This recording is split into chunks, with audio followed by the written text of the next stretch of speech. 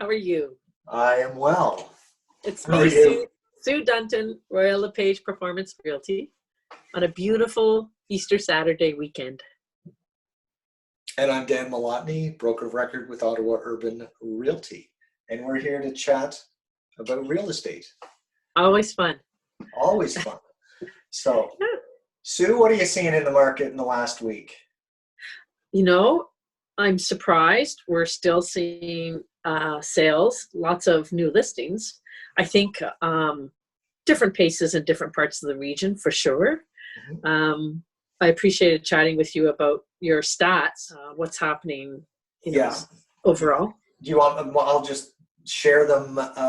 So in the last week up till yesterday, which was April 10th, for residential and condominium sales within the Ottawa Real Estate Board, there was 265. That's incredible. Yeah. Yeah. Now, I mean, those homes were probably already listed or, already well into the arranging to be listed and stuff and prepared. Now, the 265 compares with the same time frame last year, again, of April 4th to April 10th. Residential and condos, we had 564 sales last year. So, quite a decrease in sales, right? So approximately half. It'd be interesting to know out of that 265, how many of them were based on virtual tours or someone actually not entering the property. That number would be pretty hard to tell, because if they're condos and they had 10-day conditional periods, then we really won't know how many people went in and just did it by interactive guide or virtual showing or Matterport.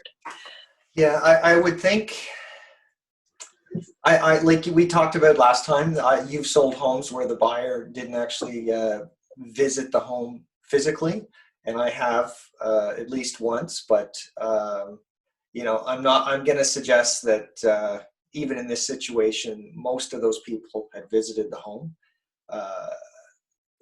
Let's say over 65 to 80%. I'd like to hear from other realtors, actually, to hear. Yeah. We have the time to survey them. Do you want to do it? That's right. Why don't we survey them? Let us know in the comments if you've sold a home in the last week or so, or when, and how much, if your clients actually went into the home, and if you went into the home as well, how you arranged the inspection. So my understanding, I don't know if you've been in an inspection in the last few weeks, Sue. I have not. But are the inspectors going in alone is my expectation. Possibly. I was talking to Jake Prescott from Tracy Arnett Realty, and he was sitting in his car while the inspector was inside. I from what I understand, most people are not going in, and clearly there's more information for everybody on the transmission of this COVID-19. So I think with the shortage of masks, it only makes sense that one person goes in at a time. But I still am impressed with realtors. They're taking extra time to, not just typical photographs. They're pulling out their camera and videotaping under the kitchen sink and the walls of the foundation, and where they're going not above and beyond, but they're being creative and helping us answer our questions without having to ask them. And people want to see. Normally, you have a photographer take the best pictures of the home to try and get people to come in, but we don't want people in anymore, so we got to give them everything, right? Time to sell my house. Yeah. You gotta show them, okay, here's where the crack is. You know what? The mice come in here every spring or every fall. It's right here. I keep putting in, because every house has issues. Every house has something. Yes, they do. So. So the virtual tours, I believe, are going to pick up drastically. And I mentioned this in another video I did with the stats more recently, that I think it's going to change the way we do real estate more than subtly, not extremely, but I would think more than subtly. As a listing agent, it's so important to invest in the listing early on. And an investment starts, like these Matterport showings start or photography sessions start at $500 usually. And, by the time in this kind of market, we're seeing people invest upfront with Matterport, interactive guides, iGuides they call them, excellent professional photography, pre-list inspections, certainly personal videos. There's some companies that are producing wonderful videos for the realtors, but it will make a huge difference for sellers if you invest up front as a realtor. And sometimes it's just a small technology thing. So I've got this gimbal. I've got it on. A gimbal or a gadget? Sorry? A gimbal or a gadget? Well, you know what? It stabilizes your phone, right? I walk around with my phone recording, and I've done walkthroughs of listings last year where I just walk around the house, talk about the different things. Because even prior to COVID-19, there was people that were out of the country that wanted a little more info that 40 photos doesn't give them. How does it flow through the house? How big really is the front hall? Like, can 4 people put their shoes there? It's different things and how it flows through the house. So I think we'll see more realtors doing this type of thing, and certainly with the virtual showings, which we were talking about a few minutes ago before we started recording. I often think back to Marketing 101. When you invest in various photography types of services, it presents the home, and the goal is to show the benefits of the home, and it also documents the home in a neat way. So sometimes down the road there's an issue after closing. Well, if you've done it properly, you have documentation. But the long and short of it is, I really believe people buy benefits. That's Marketing 101. So they'll buy the neighborhood, the property. Budget is obviously very important, but I think it's about positioning the benefits, and we're seeing much greater use of this technology overnight than we have historically. Yeah. So going forward, it'll be interesting to see how many people, once we escape from the COVID quarantine, then it'll be very interesting to see how many realtors continue to invest up front. Yeah, straight up. I mean, I've always invested a fair bit of my listings, whether it's staging or, I used to have a storage locker full of furniture, just to make sure everything looks as good as possible. Now I just buy the furniture if I really need it. But it's our jobs to present the home as nicely and as good as possible. And I don't know how often this has happened to you, but I think I'm running about 90% that once people do the staging and we do everything to make it look as good as possible, they think, why am I moving again? They obviously have good reasons, but they're like, my house has never looked so good. And I'm like, I've had that happen. Yeah. I'm interested to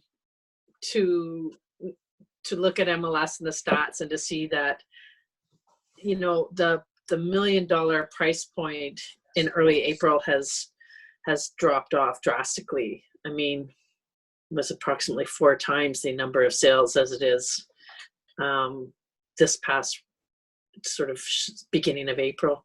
And it's funny, you and I were talking the other day about how it's only been recently that we see sales cracking $1 million regularly in the Ottawa region.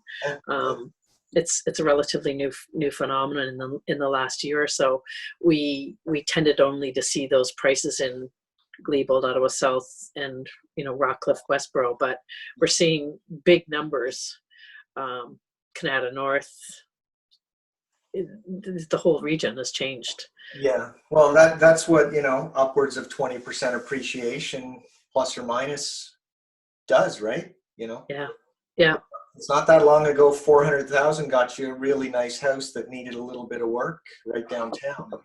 I'm still interested in, we get a lot of questions. What do you think will happen as when people are free to move again? And I don't know about you, but I use the term roller coaster. There'll be a roller coaster at first because people will race to get their house on the market, and there'll be a flood of inventory. But I still see a seller's market in the core, certainly shortly after launch. I'm not sure about you. I totally agree. I think, and it, depending on how long this goes, I think it may also have a psychological impact on people's decisions where they take this type of thing into consideration. Mm-hmm. Like, who knows how that plays out, right? Is everyone going to move to the country and whatever and grow their own vegetables? I don't think so. But, thought about it, but so I did too. Yeah. Got a romaine experiment going on. yeah. Actually, my wife's got some seeds germinating right now, and fun. Yeah, exactly. You know what? It is fun. So I wonder if there will be. I personally think we will stay statistically in a seller's market for a while. Even with half the number of sales in the last week than the same week last year, we are most likely going to stay statistically a seller's market, just because there won't be the inventory and there are still people who need to buy. That's my interpretation, and I think it'll continue for a bit once things start. Because it's not like one day everybody's going to say, "Hey, we can all go to the restaurant now and we can do everything we used to do." It's going to come in slowly, I would expect. It'd be very different. Yeah. So I think some people, and on the other hand, there's probably going to be some people that need to sell their homes, unfortunately. And even with, that's the other thing I wanted to talk about, was the mortgage deferment. Maybe even with that, there's going to be people that are like, you know what, I was on the edge before, maybe it's time. I'm not working, or I don't know when my job's going to come back, and we'll most likely be in some form of recession if we're not. I'd be very surprised if we are not in a retail recession.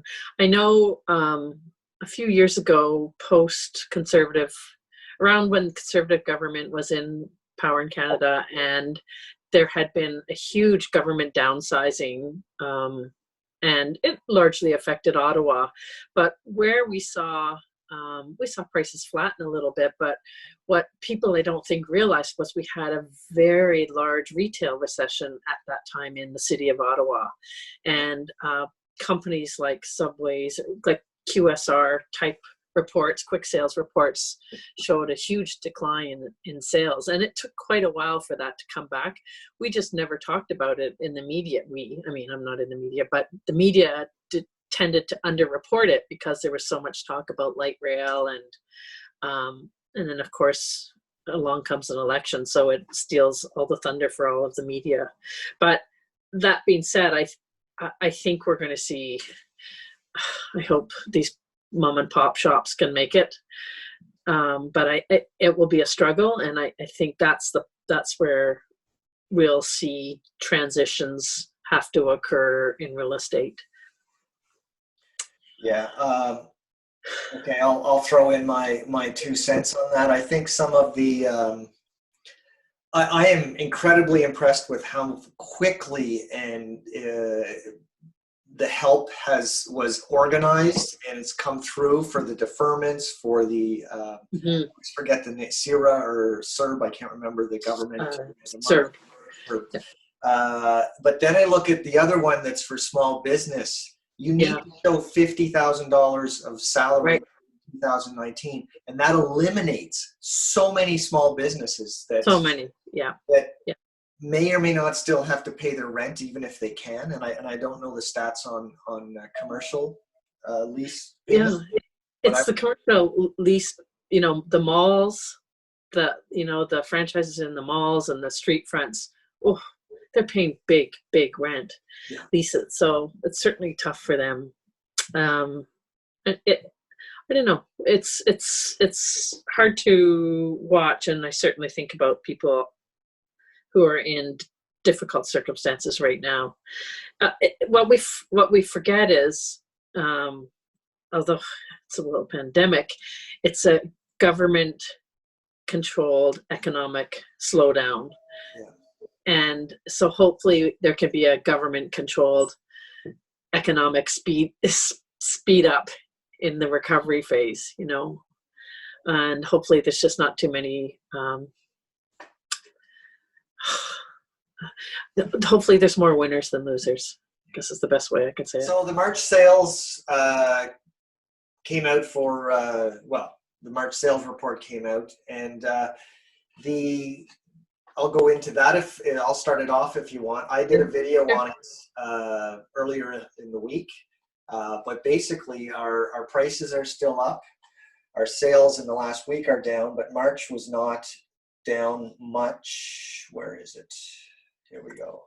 1,507 sold in March, 1.2% higher than 2019. And the 5-year average is actually 1465. So we were also above the 5-year average. I think April's going to, obviously, it's going to be way lower. Yes. Yeah. This 1 week period that I talked about. Sale prices for March were up over 16% for non-condos, and condos were up 27% March over March 2019. That's going to change too. It has to change. Yeah. It's interesting though. It'll change. The numbers will change, but the buyers are out there because while you're talking, I'm looking at hit counters on MLS, and it's remarkable how many people are still favoring our listings and viewing the photos, because obviously we can see that data. Yeah. So, and what I do notice is a huge increase in visitors from just Realtor.ca versus buyers in Realtor buyer searches. Yeah. So really, people have a lot of time on their hands. So yeah, I think that's part of it. I bet you YouTube's doing well, and you know, Zoom and Netflix. You know, who would have known? And the inventory, we're still showing very low inventory for all of March. So prior to the emergency response, we were 2.6 months of inventory for residential and 2.1 remaining for condos. And that ties in with the appreciation that we saw. You know, if you recall last year, we had record snowfall, like 1 meter in December, 1 meter in January, and we had a very late spring market because people had too much snow on their property. Yep. So it's going to be interesting how it rolls out. We talked about virtual showings before. We didn't go over what the types of virtual showings that we might be seeing. Do you want to mention that, or? Yeah, sure. I mean, there's real-time virtual showings where it's a realtor, or being the buying realtor, the selling realtor, or the sometimes homeowner in the video, or the same in a recorded showing, or different technology that allows it to be a virtual tour where you actually walk through the property, like an interactive guide, iGuide, or a Matterport is what we see the most in the Ottawa market. Certainly there's a lot of other products out there, but those tend to be the number one product.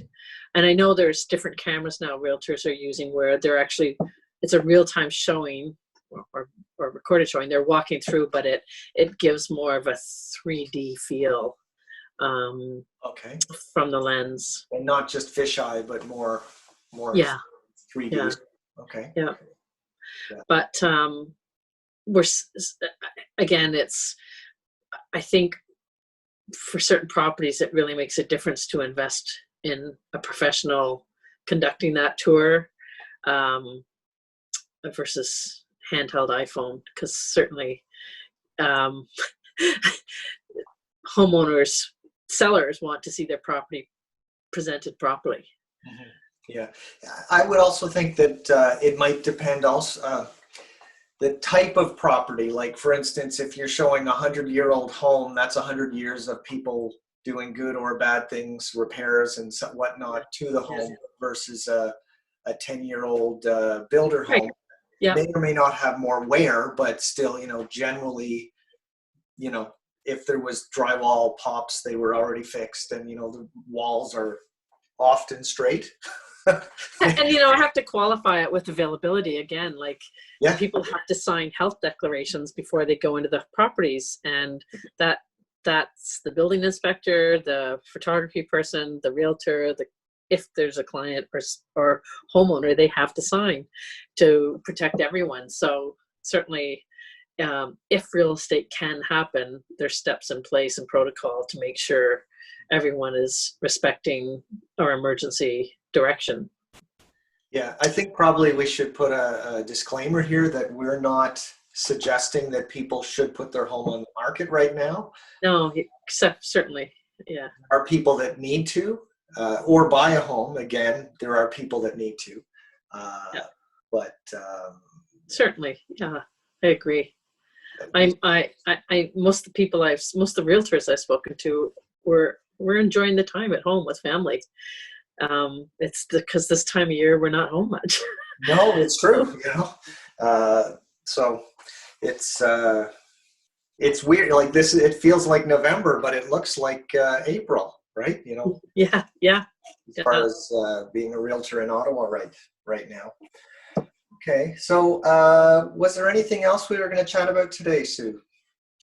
You know, I think it gets down to, we want everybody to be healthy and happy. And again, I know one thing I know about you, Dan, is you put people first, and I appreciate that you're really just trying to help people by doing this video. And we're in the service industry in a way, and certainly we want what's best for people. Yeah, absolutely.